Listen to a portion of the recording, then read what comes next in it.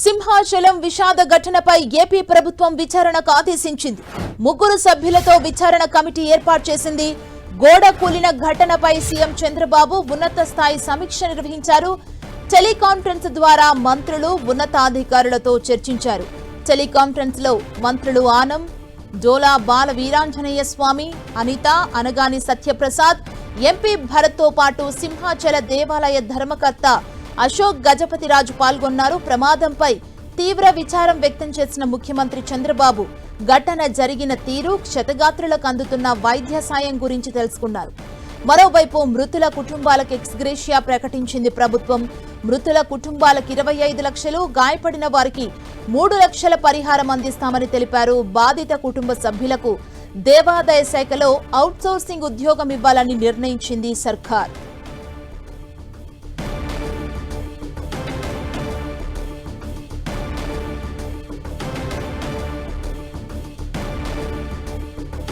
బాధిత కుటుంబ సభ్యులకు దీనికి సంబంధించి దేవాదాయ శాఖలో అవుట్సోర్సింగ్ ఉద్యోగం ఇవ్వాలంటూ ప్రభుత్వం డెసిషన్ తీసుకుంది.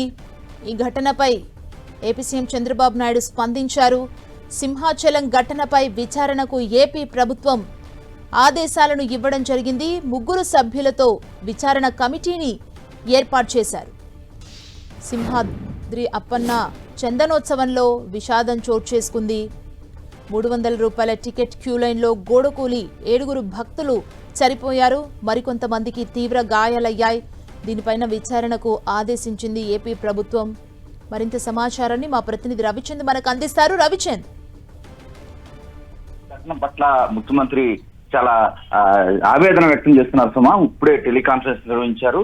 ఎవరైతే డోలా బాల వీరాంజనేయ స్వామి విశాఖ ఇన్ఛార్జ్ మినిస్టర్ ఉన్నారు, అదేవిధంగా ఆనం రామనారాయణ రెడ్డి ఎండోమెంట్ మినిస్టర్ ఉన్నారు, అనిత హోంమంత్రి, అనగాని సత్యప్రసాద్, అదేవిధంగా ఎంపీ భరత్, సింహాచలం ధర్మకర్త అశోక్ గజపతిరాజు, వీరందరితో కూడా ముఖ్యమంత్రి చంద్రబాబు టెలికాన్ఫరెన్స్ నిర్వహించారు. ఘటన పట్ల తీవ్ర విచారాన్ని వ్యక్తం చేశారు. జిల్లా అధికారులతో మాట్లాడి ఘటన జరిగిన తీరు, క్షతగాత్రులు అందుతున్న వైద్య సాయం వివరాలను కూడా అడిగి ముఖ్యమంత్రి తెలుసుకున్నారు. ఏదైతే 3 సభ్యులతో కమిటీ విచారణ కమిటీని కూడా ఆయన ఆదేశాలు జారీ చేశారు. చనిపోయిన వారికి ఒక్కొక్కరికి 25 లక్షల పరిహారాన్ని కూడా ప్రకటించారు. గాయపడిన వారికి 3 లక్షల పరిహారం ఇవ్వాలని ప్రభుత్వం నిర్ణయం తీసుకుంది. బాధిత కుటుంబ సభ్యులకు దేవాదాయ శాఖ పరిధిలో ఆలయాల్లో అవుట్సోర్సింగ్ విధానంలో ఉద్యోగ అవకాశం కూడా కల్పించాలని ముఖ్యమంత్రి నిర్ణయం తీసుకున్నారు. ఏదైనా ఈ ఘటన పట్ల ముఖ్యమంత్రి తీవ్ర ఆవేదన వ్యక్తం చేశారు.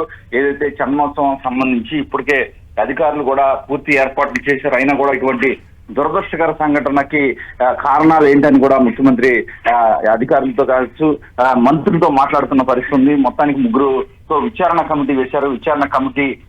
విచారణ చేసిన తర్వాత రిపోర్టును బట్టి అధికారులపై చర్యలు తీసుకునే అవకాశం అయితే మనకు కనిపిస్తుంది. ఏదైతే గోడకు సంబంధించి కొంత ఆరోపణలు వస్తున్నాయి, నాసిరకంగా ఉందనేది, దానిపై కూడా పూర్తి వివరాలు కూడా ముఖ్యమంత్రి తెలుసుకునే ప్రయత్నం చేస్తున్నారు. ఆయన ఉదయం నుంచి కూడా అందరితో కూడా మాట్లాడుతూ ఉన్నారు.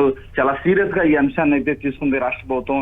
ఎందుకంటే చాలా ముందు నుంచి కూడా రాష్ట్ర ప్రభుత్వం అప్రమత్తంగా ఉండి రివ్యూ మీటింగ్లు పెట్టుకుని మంత్రుల్ని అక్కడ బాధ్యతలు అప్పగించి చందనోత్సవాన్ని ఏదైతే సక్సెస్ చేయాలని దాంతో ముందు చూపుతో పనిచేస్తున్నప్పటికీ కూడా ఈ ఘటన కొంత ఇబ్బందికర పరిస్థితి అయితే తీసుకొచ్చిందని చెప్పుకోవచ్చు. అదేవిధంగా ఈ తెల్లవారుజామున గాలి దుమారం రావడంతో కొంత గందరగోళ పరిస్థితులు ఏర్పడ్డాయని కూడా అక్కడ అధికారులు అయితే చెప్పడం జరిగింది. ఏదేమైనా ముఖ్యమంత్రి మాత్రం ఈ అంశాన్ని చాలా సీరియస్ గా తీసుకున్నారు. ఎట్టి పరిస్థితుల్లో కూడా బాధితులు ఎవరైతే అక్కడ గాయపడ్డారో వారందరినీ త్వరగా కోలుకునేందుకు మంచి హాస్పిటల్స్ లో చేర్పించారు. వైద్య ఖర్చులు ఎంతైనా సరే ప్రభుత్వం భరాయిస్తుందని కూడా ముఖ్యమంత్రి చెప్పడం జరిగింది. ఏదైతే క్షతగాత్రులు అందరూ కూడా ఆయన ఏదైతే చనిపోయిన వారికి సంతాపాన్ని అయితే ముఖ్యమంత్రి ప్రకటించారు. మొత్తానికి ముఖ్యమంత్రి మాత్రం ఈ అంశాన్ని చాలా సీరియస్ గా తీసుకున్నారు. అధికారులు మాత్రం ఇప్పటికప్పుడు ఆదేశాలు జారీ చేస్తూ ఉన్నారు. సుమా, థ్యాంక్ యూ.